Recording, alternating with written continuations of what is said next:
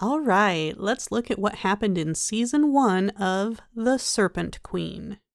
Our tale begins in France, 1560, with Rahima, a maid who is sent to serve Queen Catherine de Medici, also known as the Serpent Queen. While there, the queen tells Rahima her backstory. After she was born, her disliked wealthy family was struck by many unfortunate circumstances, and she was sent to live in a convent for her younger years. In 1536, we see a teenage Catherine switched for stealing an orange from a nun she was serving. She speaks of her ability to imagine things to make them happen, and maybe she used it to kill this poor little dog? When the convent is ransacked, the thugs hold Catherine captive until her uncle shows up. He just happens to be Pope Clement VII and teaches her the power of presentation. The Pope introduces Sebastio, who begins preparing her to be married to the second son of France to form an alliance.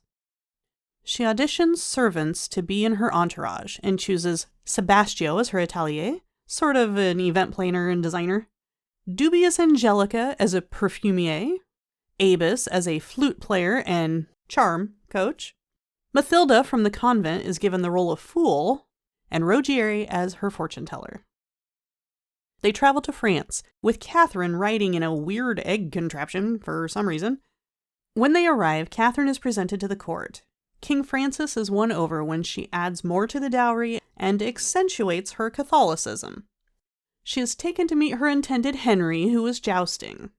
He seems sweet, and she quickly falls for him, loving his gentle nature. The couple are wed by the Pope himself. At the reception, she meets her distant older cousin, Diane de Poitiers, who is close with Henry, and she points out all of the players at court, including the Privy Council made up of the Protestant Bourbons and the Catholic Guises, and the king's loyal advisor Montmorency. Later, Diane also gives her advice for the wedding night.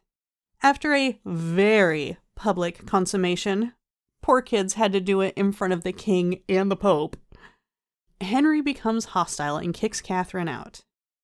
Wanting to understand what happened, she goes to find him and sees exactly what kind of education her cousin has been providing. At this point in the story, the queen tells Rahima that's when she learned to trust no one.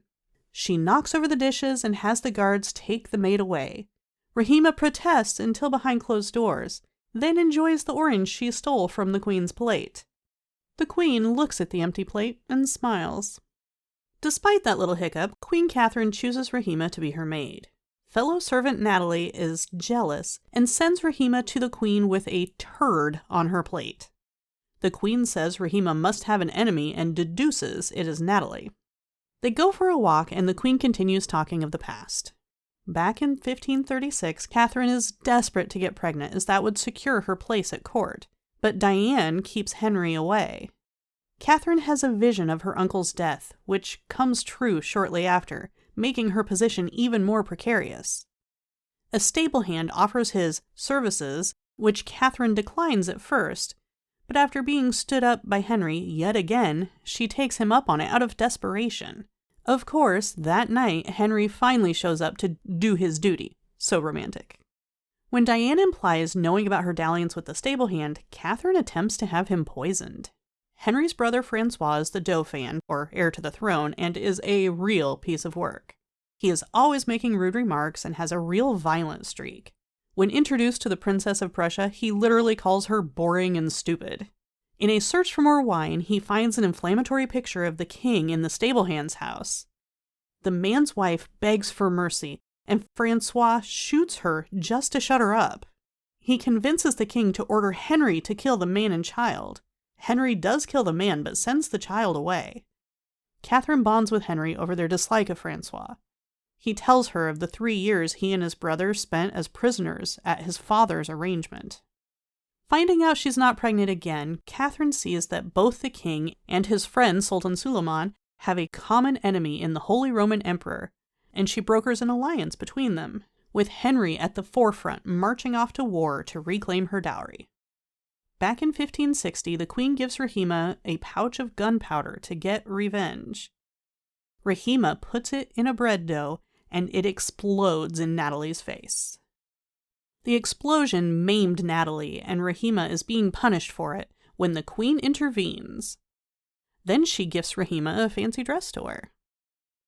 When storytime resumes, Catherine tells of the wonderful letters she received while Henry was at war. But that feeling wouldn't last when he returns with a mistress and a daughter. Diane quickly persuades the woman to flee, and begins working with Catherine to secure their place in court. The king is proud of Henry's accomplishments, but rightly credits Catherine for the strategic planning.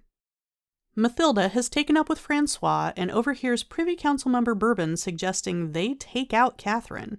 He refuses, but later Catherine is attacked in the woods. She goes to Rogery for help getting pregnant, and he says a price will have to be paid. Francois suddenly dies of heart failure, and despite the doctor's assurances, the king insists he was poisoned. The blame falls on Sebastio, and Catherine chooses not to speak up for him, and he is executed. With the price paid, Catherine becomes pregnant. After signing the peace treaty, the king banishes Montmorency, who was critical of his late son. He then presents Henry with a pregnant Catherine as the new heir to the throne. The queen introduces Rahima to Mary, Queen of Scots, who was married to the queen's recently deceased eldest son. Turns out the dress was Mary's, but she takes it in stride along with her many maids who she insists all be called Mary as well. As she walks away, Mary proclaims her dislike of the queen and her desire to have the throne for herself. Natalie threatens that Rahima will get hers when Mary is queen again, causing Rahima to ask the queen about the line of succession. The queen assures her that her son Charles IX will be king, not Mary, who is in mourning. She says the agony of losing a child never fades, and continues her story 15 years later when she was delivering her 10th child. The baby didn't survive, and Catherine became lost in depression. At this point, the Privy Council is entirely different, made up of the sons of Bourbon and the sons of Guise with no sign of Montmorency. The two families spend all their time squabbling with one another. The Guises seize land from a Protestant named Pierre, and the Bourbons seek him out to form an alliance against them. Diane informs Catherine that the doctors say she shouldn't have more children, so Henry's visits will stop. Catherine protests, but Henry sides with Diane. The king is starting to feel his age and calls everyone together for an early morning hunt. After choosing not to shoot a stag, he stumbles off his horse, and things look grim.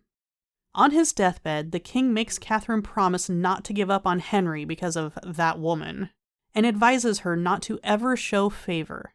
He then orders Henry to put Catherine on the Privy Council, saying she will be our salvation. At the Privy Council, the boys are full of dumb ideas, but Catherine warns to be wary of the Holy Roman Emperor who will test Henry. Emboldened by her new station, Catherine attempts to send Diane away, but it fails. Diane summons Angelica and offers twice her normal rate. Angelica gives her gold, which can enhance youth, but also cause madness eventually. Catherine knows she lost when Henry shows up at the coronation in Diane's colors. During the coronation, a messenger from the Holy Roman Emperor brings the head of a French soldier. The queen tells Rahima the lesson is to never underestimate your enemies, and they are interrupted by the delivery of a note. The queen reads it looking distressed. She offers it to Rahima, who says she can't read, though later we do see Rahima reading a book in her room. During their next visit, the queen tells Rahima the letter showed that Mary was conspiring against her. She asks Rahima to consider searching Mary's chambers for more evidence. The queen continues her story with King Henry going off to war and making her regent in his stead. In need of money for the war effort, both families of the Privy Council try to manipulate Catherine, but she takes her plea to the Parliament and raises the needed funds without them, promising Pierre a private audience with the king. Diane has traveled with them to war and convinces Henry not to fight in the battle, allowing the Duke of Guise to become the war hero. On his return, Henry fears how weak he appears and starts to turn on Diane, giving Catherine hope once again. Diane has become addicted to the gold, and she and Angelica overindulge. Then there's a bizarre scene with the Guise family, from which I do not recommend anyone get their parenting advice. At his private audience, Pierre speaks of the ill treatment of commoners by the ruling class, and warns them that sooner or later they will come for you. Outraged at his insolence, Diane attempts to put him in his place. Pierre responds by pointing out she is the king's mistress, and appears to have no shame, and that the country laughs at them both. He starts to leave, but Diane grabs a nearby guard's weapon and slits his throat. She immediately begs Henry for forgiveness, and he quickly gives it to her, winning him back over to her side. Rahima agrees to the queen's request and leaves to search Mary's chambers. The queen walks with Mary and discusses scripture, a favorite topic of her very religious daughter-in-law. She then sends one of Mary's maids to fetch a shawl, ensuring that Rahima will be caught searching. The queen visits, saying it is beyond her power to have Rahima released. So she continues her story. Catherine has a dream of killing Diane and Henry's death. She summons Rogeri to interpret it. He says the price of getting rid of Diane is Henry's death. Meanwhile, the Guises decide to use their niece Mary to strengthen the Catholic hold on France and enlist Diane to help speed up the marriage process.